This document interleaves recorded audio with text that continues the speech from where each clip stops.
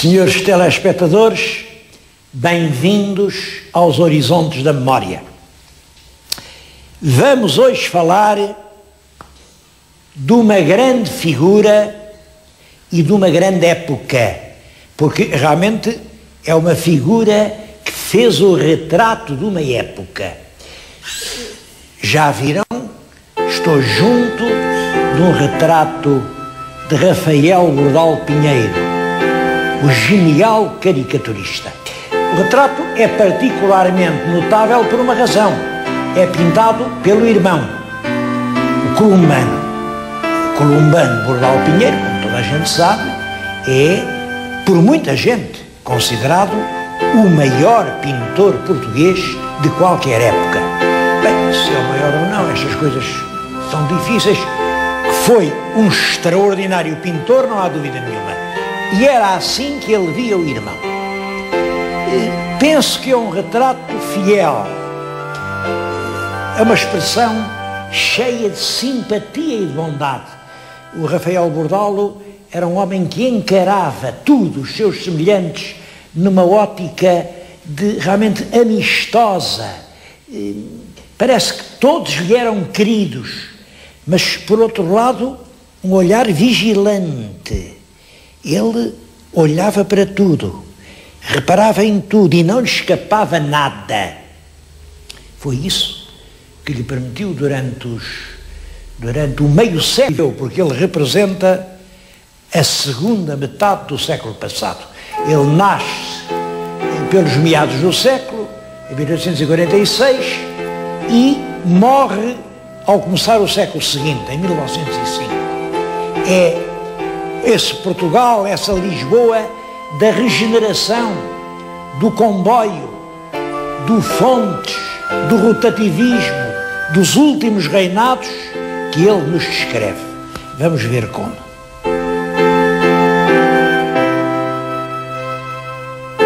Ele pertencia a uma família de artistas, já o pai dele tinha sido um razoável pintor, mas foi um péssimo estudante.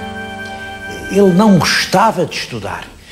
Matriculou-se em Belas Artes, mas desistiu. Depois matriculou-se no Conservatório, mas desistiu. Mas ficou-lhe toda a vida um gosto enorme pelo teatro. Matriculou-se no curso superior de letras, mas desistiu. E depois começou assim a fazer. Ele gostava era de pintar, desde pequenito. Está aqui, nesta sala, uma pequena aguarela que ele pintou quando tinha 15 anos. É realmente uma criança e a mãe com a roca de fiar. Aquilo era uma coisa que ele ainda via muito. As mães fiavam o tecido com que faziam lá as coisas de casa. Tudo aqui à nossa volta são quadros da primeira fase da vida.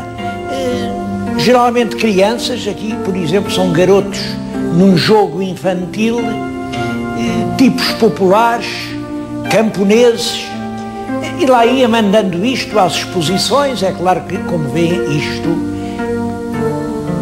sem ser mau, não chega a ser bom. Não era realmente esta a verdadeira vocação. A vocação era outra.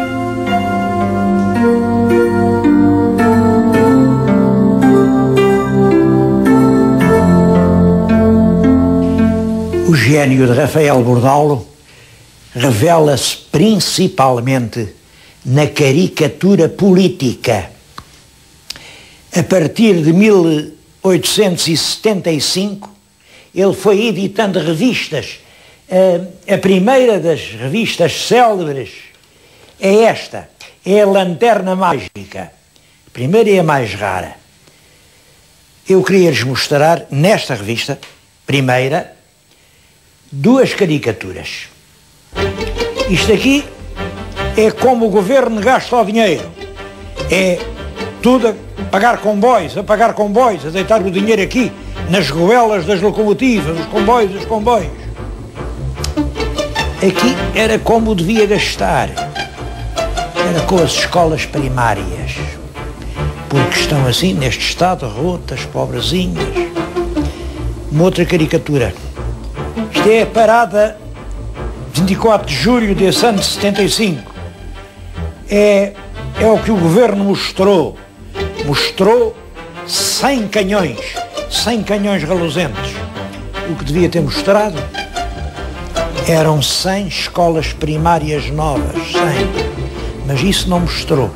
As escolas estão todas a apodrecer, estão todas assim.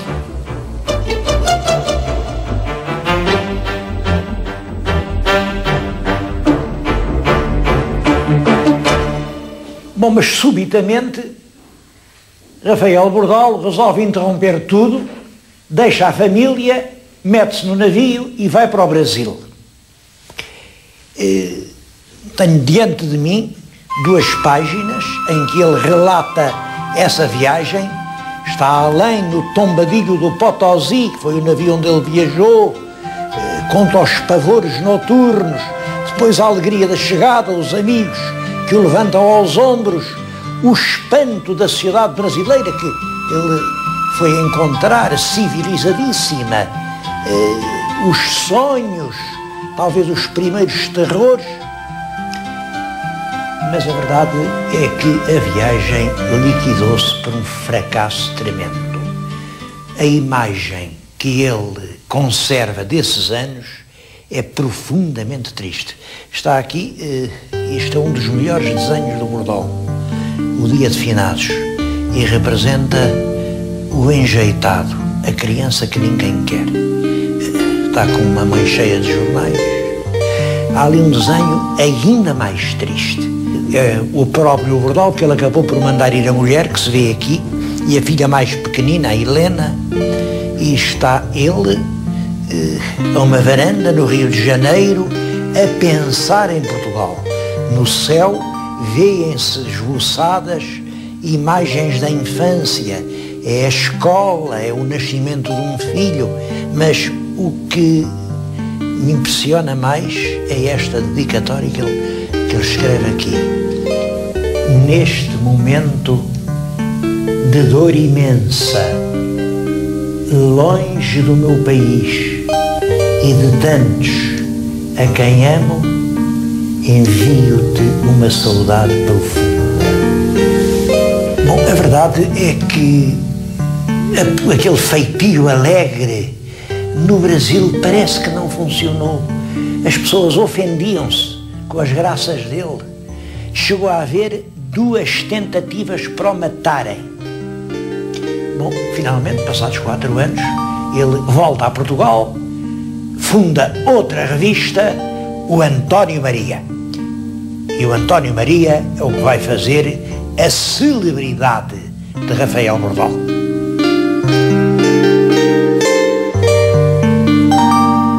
Mas acham que António Maria é nome que se põe a uma revista? Porque não há de ser Manuel Francisco, ou Francisco António, ou Zé Maria.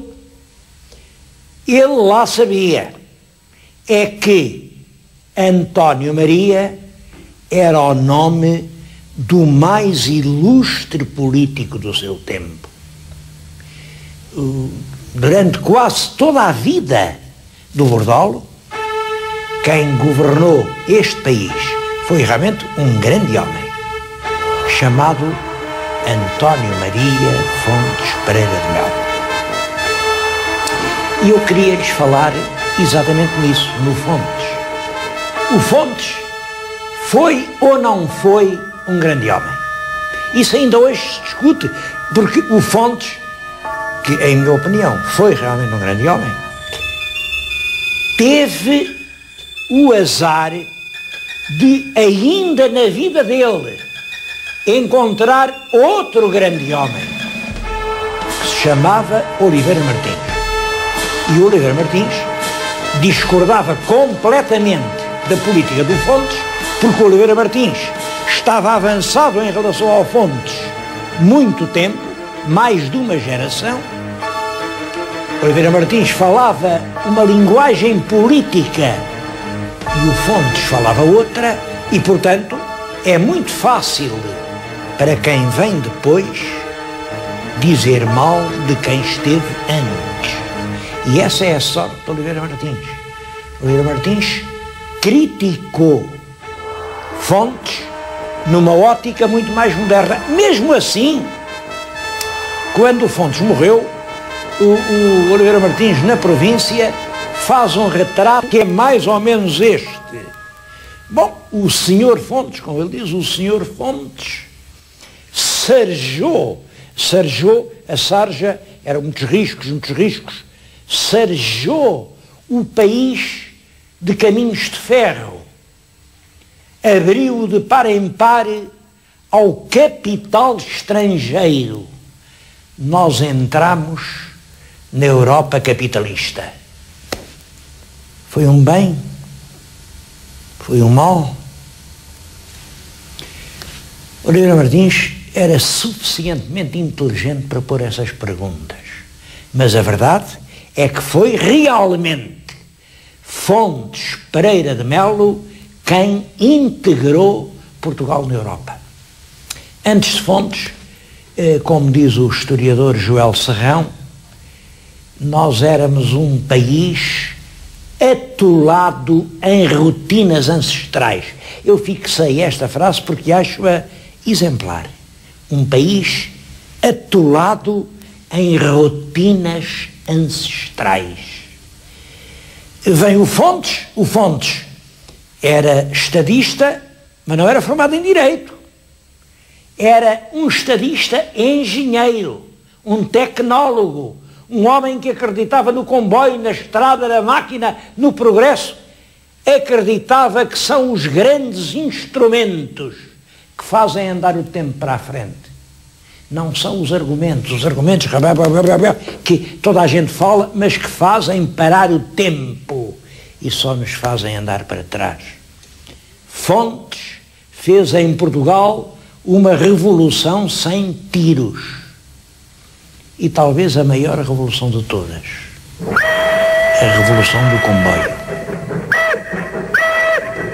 Eu ia dizer que ele governou Portugal desde que foi eleito chefe do Partido Regenerador. Isso aconteceu em 1858, até à morte, em 1887, portanto 30 anos. É claro, ia dizer, não digo, porque nessa altura usava-se o rotativismo. Os regeneradores estavam um número de anos no poder, depois o rei entendia que já estavam gastos, demitia-os, mandava fazer eleições. Claro, as eleições davam sempre a vitória ao novo governo, que o rei tinha escolhido no partido contrário, que eram os progressistas. E assim, progressistas, regeneradores, mas toda a gente sabia que mesmo quando estava na oposição, Fontes tinha um poder enorme. Aqui está uma caricatura do Bordal. O Fontes é este. Ele representa sempre o Fontes com a coroa. Quer dizer, o Fontes manda tanto como o rei. Lá está ele, a empurrar para a frente um outro presidente do Conselho, que aqui leva ao Ministério, a apresentar ao rei Dom Carlos. Lá está ele, coitado. Evidentemente, quem carrega ao Ministério, vejam-no, é o Zé Povinho, com uma grande albarda. Bom, aqui outra. Lá vai o Zé Povinho, com a sua albarda. Quem puxa a reata? Claro que é o Fontes. É o Fontes que leva o povo pela reata. Aqui estão a fingir que dão um bolo ao Zé Povinho. Quem é que faz o engano? Lá está ele. É o Fontes, com a sua coroa. O Fontes, lá está ele. Agora está a mandar dar uma carga de bordoada no Zé Povinho. O Fontes está presente em tudo. E à primeira vista, dir-se-ia que Rafael Bordalo era um inimigo de Fontes, que nunca lhe entendeu a grandeza.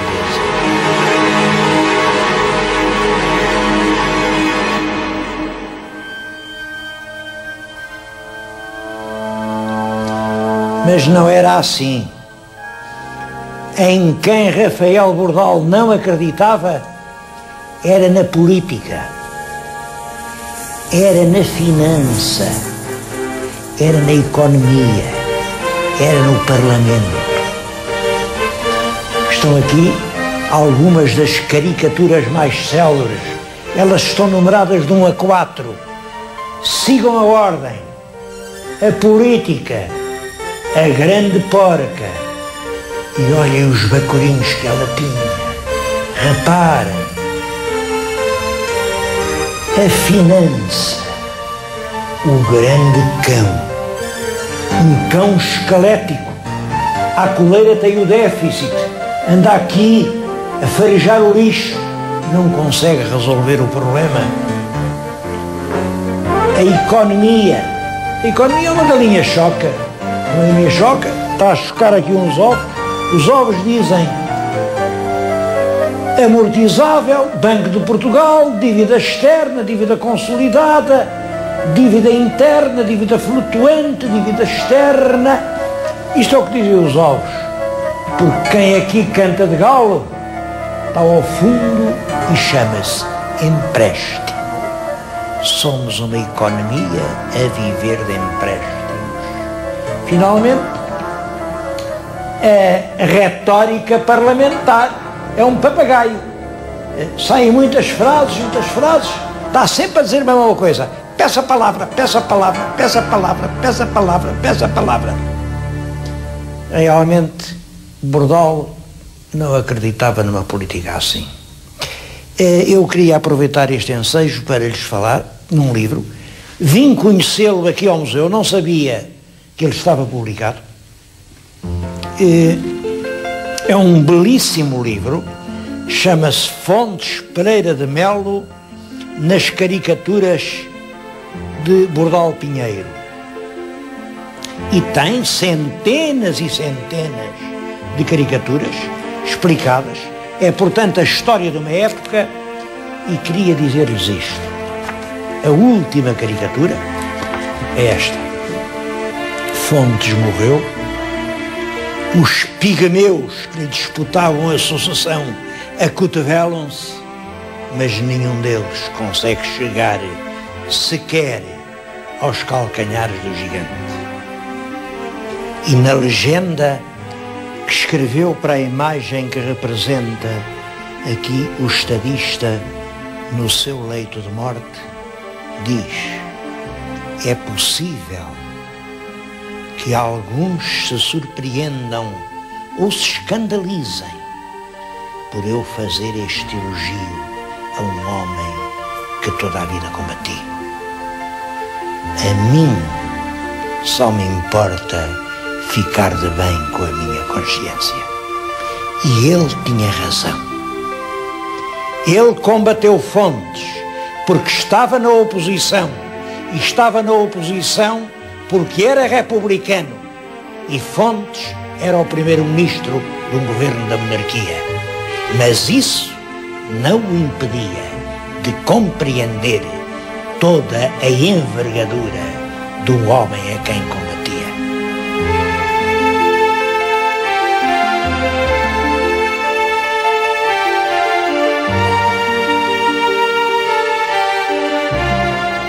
Rafael Bordalo acreditava que com a República se poderiam resolver todos os problemas portugueses. Bom, isto por várias razões. Primeiro, porque há sempre uma certa tendência para pensar que o culpado da situação a que se chegou é o passado. Peço-lhes que prestem atenção a esta caricatura. Cá está o pobre Zé Povinho, aqui a dormitar sobre a sua albarda. Isto é um desenho feito no dia de Reis. E quem é que está a calcar aos pés o Zé Povinho? São todos os reis de Portugal. Isto começa aqui no Conde Dom Henrique, segue-se o Dom Afonso Henriques, o Dom Sancho I, vai por aqui fora, este é o Dom João I, isto é o Dom Manuel que vem no seu elefante, cá está o Cardeal Rei, os três Filipes, é toda a monarquia, toda aqui os reis constitucionais. O último já está a cair, já vai a rebolar e mal se segura é Dom Carlos segura ainda pela mão de Dom Luís.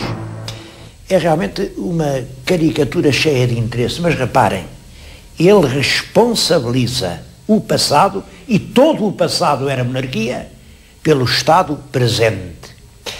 Quanto ao presente, há aqui uma outra caricatura que eu gostava que vissem.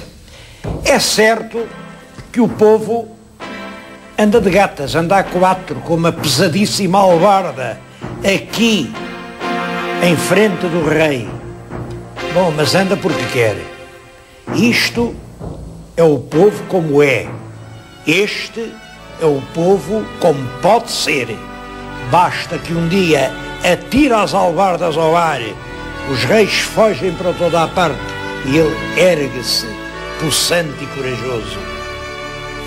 É claro que por isso é que ele era republicano. Aqui temos outra caricatura, é a República a dizer ao ouvido do Zé Povinho: o que te falta é amor da pátria, porque para Rafael Bordalo, República era o outro nome da palavra pátria.